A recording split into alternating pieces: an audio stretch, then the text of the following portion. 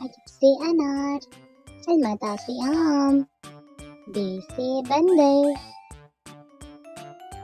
टे से पतंग, ते से ताला,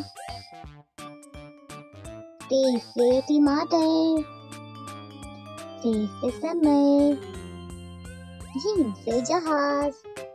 चे से चिड़िया, हे से हुक्का, खे से खरगोश, दाल से दावत, दाल से डबल रोटी, दाल से ज़ख़ीरा, रे से रीछ, रे से पहाड़, जे से जंजीर, ये से यालवारी, सीन से सेब, शीन से शलजम, स्वाद से सोफा, स्वाद से ज़ईफ़, ज़े से तोता, ज़े से ज़ुरूफ़, ऐन से ऐनक,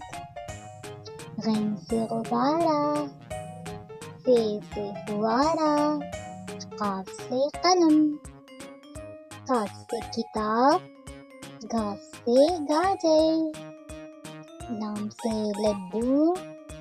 मीम से मोर,